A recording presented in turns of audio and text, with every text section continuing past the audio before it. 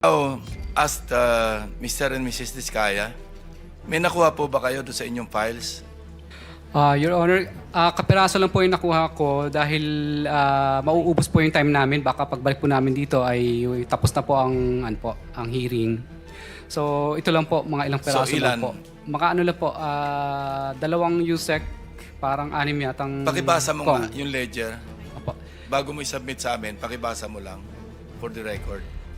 Your Honor, okay lang po ba? Kasi baka po hilingin na lang po namin sa executive session po kasi para po sa kaligtasan po namin. At pangalawa po, hindi pa po kami Curly, ng WPP pinangalanan po. mo lahat yung 70 na congressmen. Yung pangalan po, pwede po. Pangalan lang po. Anong diferensya kung papakita mo yung pruweba? Hindi ba parang maniniwala kami dahil meron kang pruweba dyan? Kasi kung sinabi mo lang mga pangalan, wala ka namang backup document, hindi kami maniniwala basta-basta. So bakit kailangan ng executive session? Binanggit mo na nga yung mga pangalan. Ano pang kinatatakot? Mas nakakatakot yung nagbanggit ka ng pangalan, wala ka namang pruweba. Kesa doon sa nagbanggit ka ng pangalan na may pruweba, kasi sila matatakot sa'yo.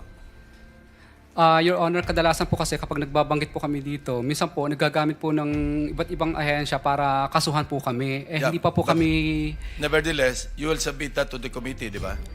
Kasi may subpoena Yes to po, Sis yes Tecum po, kami. Your Honor. Yes po, Your Honor. O kindly submit it to us. Mr. Chair? Yes, Senator Risa. Salamat, Mr. Chair. Kung pwedeng itanong kina Mr. at Ms. Diskaya kung yung dalawang dokumentong isusumite nyo na sa komite also covers projects na pinasukan ninyo with government mula 2016 hanggang 2022. Your Honor, pinasa na po sa inyo po yun nung misis ko po, yung hiningi po ninyo na subpoena po para do sa po niya, company niya. Naipasa na po yun. Pero meron din po kami extra ngayon dito. Di po. So, categorically... Ay, di pala dala. Kasi, ang sa pagkaalam ko po, hindi nyo pa sinasubmit yung ledger or list nyo ng mga proyekto mula 2016 to 2022. Paki-confirm lang, Ms. Diskaya. Ako ba? Oo. It was attention to me, the letter. So I passed it. Kailan yan? October 21, it was received by the Senate. Lahat ng documents except for the ledger kasi I don't have any personal knowledge on the ledger na hawak ko. So, including po projects from 2016 to 2022 until 2025. Up to present. Okay po. So, including 2016 to Yes, for Alpha and 2022 Omega. projects. Alpha and Omega as requested by Just the for Senate. Alpha and Omega. Hindi po, okay, good po kung nasubmit nyo na yung Alpha and Omega from Yes po. 2016 to 2022. Pero Yes. ang hiningi ko po nung hearing na iyon ay mga proyekto ng lahat ng mga kumpanya nyo I from was just 2016 complying to whatever 2022. was on the list that was requested from Alpha and Omega. Then, Mr. Chair, I welcome na nakapag-submit na po sila for 2016 to 2022 partial.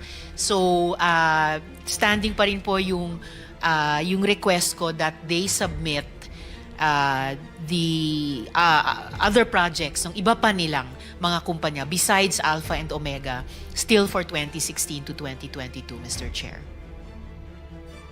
So, kindly submit the ledger and can you now name the personalities na related sa ledger na dala ninyo, ledger or voucher?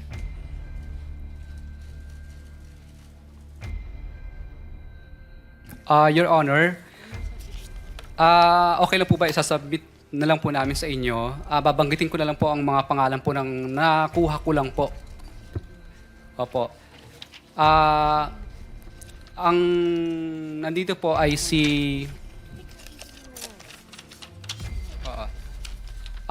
si Kong Roman Romulo, si Kong Marvin Rillo, si Kong Dean Asistio, si Kong Patrick Vargas, si Kong Marivic Pilar, si Kong Jojo Ang, si Yusek Terence Calatrava, si Yusek Bernardo. Ito lang po ang naano ko po. Amounts at saka dates. Ay okay lang po yung honor kung ano na lang po, executive session na lang po para po sa Ay, Alam mo, supina Ay, isasubmit na lang po namin po. Ito po. Submit. Ganun din yan, bababasa rin. Basahin mo na lang. Marami.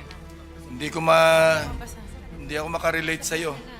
Your Honor, okay lang po ba Nandiyan na yan. i-submit ko na lang po kasi masyado pong mahaba. Never mind. Ganun din yan eh. Pahirapan mo ako kung ikaw magbabasa.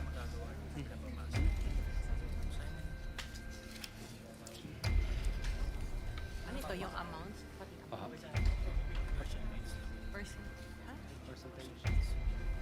Okay.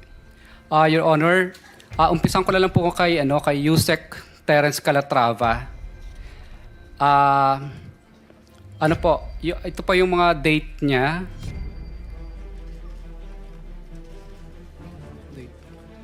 Ang date po niya is December 11. December 11 is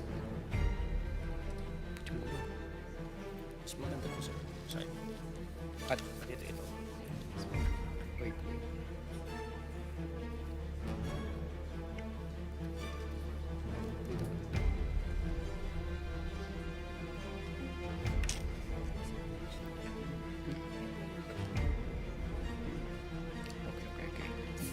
Your Honor, December 11, 2024 po, 30% po, kay Teres Calatrava po ito.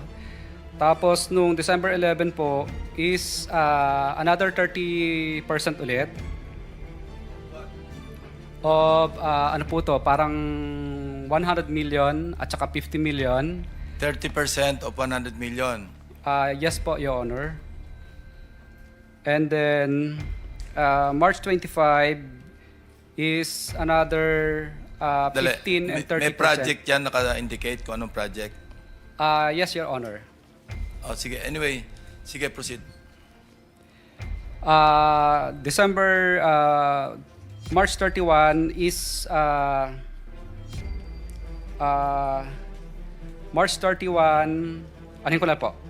March 31 is 15 million. November 20 is 15 million. December 5 is 18 million. December 6 is 1.5. December 7 is 10 million. December 14 is 9 million. January 22 is 53 million.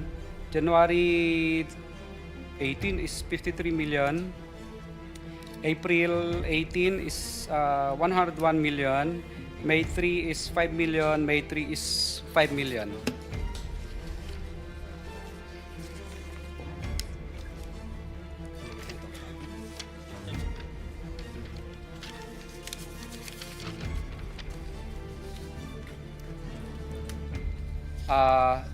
Kay Yusek Bernardo naman po, through his, kay DE, sino ba yun? DE Manibulusan. Nung January 4 is, 2022 is 2.450. January 12, 2022 is 3.62,260,000. September 7 is 2,680,000. March 29, 7.3. March 10, 7.3. March 29, 7.3. March 10, 7.3. Kay Kong Roman Romulo naman po, Mr. Chairman, just Through- quick intervention. Yes, Senator. Pwede ba i-confirm ho to ni Mr. Bernardo? Kasi nandito na rin si Mr. Bernardo para Good alam point. natin kung nagsasabi ng totoo. Good point. Yes, Yusek Bernardo. Mr. Chair, according to Diskaya, it was given to Manny Bulusan.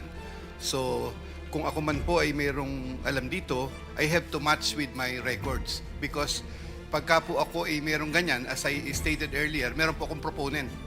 Meron pong project na katumbas yan. So, I will have to match that with the projects if really it's true. However, considering that it was given to Bulusan, I will have to ano with Bulusan. Yun po, Mr. Chair. Pero Mr. Bernardo, may binibigay sa inyo si Bulusan na pera. Meron po akong nabanggit kanina na meron pong proyekto na si Manny Bulusan po ang katulong po. Ima-match nyo lang kung yung sinasabi ni Mr. Diskaya match doon sa binibigay ng Bulusan. Titignan Pero ko- ang tanong ko, merong binibigay sa inyo si Mr. Bulusan? Meron po, Mr. Chair, kasi nga po, nabanggit ko po na there were projects with proponents that I'm taking charge sa Manny Bulusan po. Nung binigay sa inyo ni Manny Bulusan, sinabi ba niya galing kay Mr. Diskaya? I'm Wala sure po. sasabihin niya. Hindi naman pwede magbibigay lang siya ng pera sa inyo na walang source. Hindi ko po maalala kung gano'n, Mr. Chair. I still have to match this with ano. Never, Meron sa naman dami, po. sa dami niyang binigay ho sa inyo, never sinabi ni Bulusan, galing ho to kay Mr. Diskaya. Mr. Chair, si Bulusan po ang binigyan niya, hindi po ako. Oh, So, hindi ko po maalala kung kailan sinabi ni Bulusan sa akin yon. When I have to match this with hindi nyo Bulusan naman, po. dinay nyo na galing kay Mr. Diskaya o hindi nyo lang humaalala na kailangan Hindi ko nyo po i-check? maalala, Mr. Kailangan Chair. nyo lang i-check? Yes po, Mr. Chair. Okay. Okay po. So, members, would you like them to continue reading yung ledger, the contents? Sige. Continue, Mr. Diskaya. Kong Romulo, care of Angelita Garucha and D. Aris. August 25, 2020, 3,915,000. January 17, 2022, 5,403,000. January 17, 2022, 2,058,000. February 14, 2022, 5,487,000. Wait.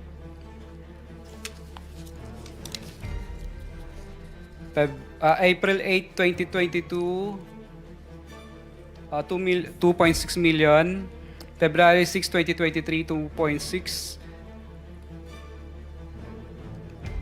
February 6, 2023, 7.2. March 3, 4.8. March 25, 9.7. March 5, 21.2. March 7, 7.077. May 30, 14,152. May 30, 14,699. Okay, Mr. Diskaya, ganito lang. Isabit nyo na lang yan.